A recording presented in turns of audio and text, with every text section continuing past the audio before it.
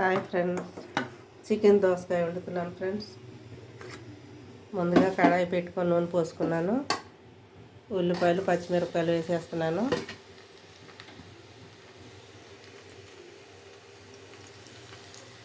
ఇవి కొంచెం వేగాక మామూలుగా ఎప్పుడులాగానే అల్లం వెల్లుల్లి పేస్ట్ చికెన్ వేసేస్తాను. ఈరోజు లేట్ అయిపోయింది ఫ్రెండ్స్, అందుకని ఇలాగా హడావుడిగా చేసేస్తున్నాను. ఇలా చేస్తేనే బాగా రుచిగా ఉంటాయి ఫ్రెండ్స్. కంగారు వండుకునేవి బాగుంటాయి. అదరా బదరా అంటారు కదా, అలాగా.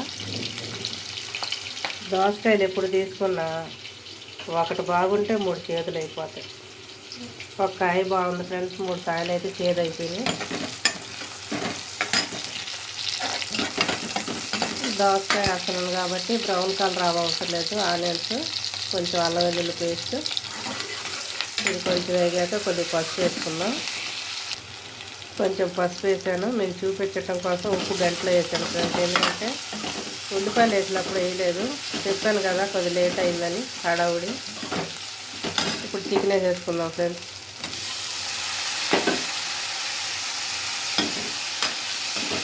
ఇది కొద్దిగా కలిపి మగ్గనిద్దాం. కొంచెం వేగింది ఫ్రెండ్స్, ఆయిల్ పైకి వచ్చేసింది, నీరు అంతా డ్రై అయిపోయింది. ఇప్పుడు కొంచెం కస్తూరి మేతి వేసుకుందాం. దోసకాయలో మంచి స్మెల్ వస్తుంది ఫ్రెండ్స్, కస్తూరి మేతి వేయటం వల్ల. ఏ కూర అయినా మంచిగా చాలా బాగుంటుంది ఆ స్మెల్. ఆ వాసనతోనే తినేయచ్చు. ఇప్పుడు మొత్తం కలిపేసేసేద్దాం ఫ్రెండ్స్. ఇప్పుడు అన్నీ వేసుకుంటున్నాం, కానీ మా నాయనమ్మ అయితే మొత్తం కలిపి పెట్టేసేది మట్టి కుండలో. చాలామంది కదా, బాబాయ్ వాళ్ళు, పిల్లలు, మేము అలా, మేము 5గురు, వాళ్ళ 5గురు, అలా చాలామంది ఉండేవాళ్ళు ఫ్రెండ్స్. పెద్ద కుండ ఉండేది, దాని నిండా మొత్తం కలిపి పెట్టేసి మూత పెట్టేసి చక్కగా పుల్లలు పెట్టి కూర్చొని ఉండేది. చాలా బాగుండేది. ఉడుకుతుంటేనే వాసనకి ఆకలి వేసేది ఫ్రెండ్స్. మూత పెట్టేసుకున్నాం.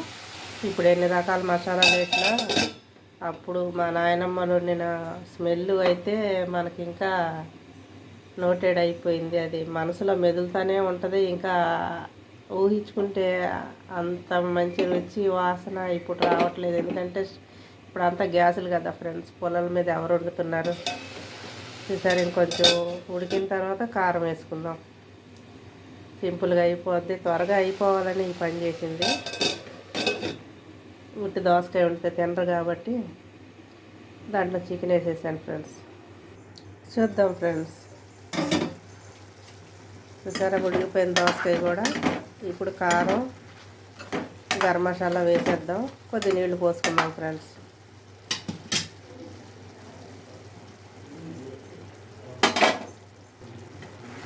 కలిపి కొద్ది నీళ్లు పోసుకుందాం. కూర అయితే రెడీ అయిపోద్ది. లాస్ట్లో కొత్తిమీర వేసుకుందాం ఫ్రెండ్స్.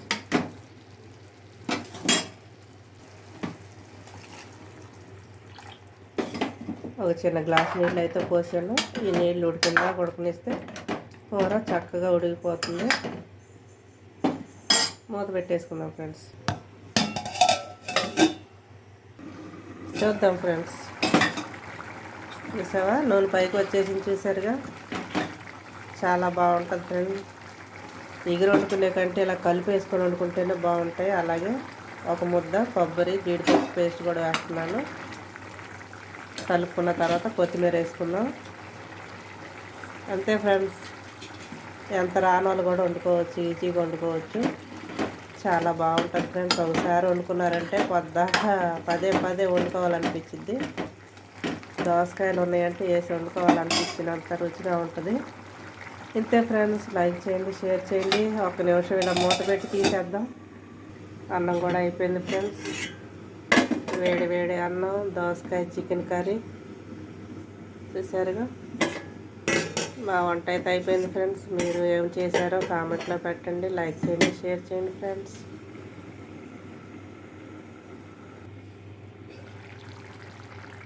స్టవ్ అయితే ఆపేస్తున్నాను ఫ్రెండ్స్. కూర అయితే రెడీ అయిపోయింది. ఇక అన్నం తింటమే. ఇంకా దగ్గరికి అయితే కలుపుకుంటా ఉండదు ఫ్రెండ్స్, గట్టిగా అయిపోద్ది కదా కూర. నేనైతే అన్నం పెట్టేసుకున్నాను. అన్నం అయితే పెట్టుకున్నాను ఫ్రెండ్స్. కర్రీ అయితే వేసేసుకున్నాను. సంగటిలోకి కూడా ఈ కర్రీ చాలా బాగుంటుంది ఫ్రెండ్స్. అన్నీ కిచెన్లోనే చేసేస్తున్నాను. డైనింగ్ టేబుల్ దగ్గర తీసుకెళ్తున్నాను ఫ్రెండ్స్. వచ్చేసా ఫ్రెండ్స్. ఇలా కూర కొంచెం గ్రేవీగా ఉంటే అన్నం కలుస్తుంది. నేనైతే వచ్చేసాను ఫ్రెండ్స్. మీరు కూడా ఇలా వండుకొని తినండి. లైక్ చేయండి, షేర్ చేయండి, కామెంట్ పెట్టండి ఫ్రెండ్స్. సబ్స్క్రైబ్ కూడా చేయండి, చేయించండి ఫ్రెండ్స్.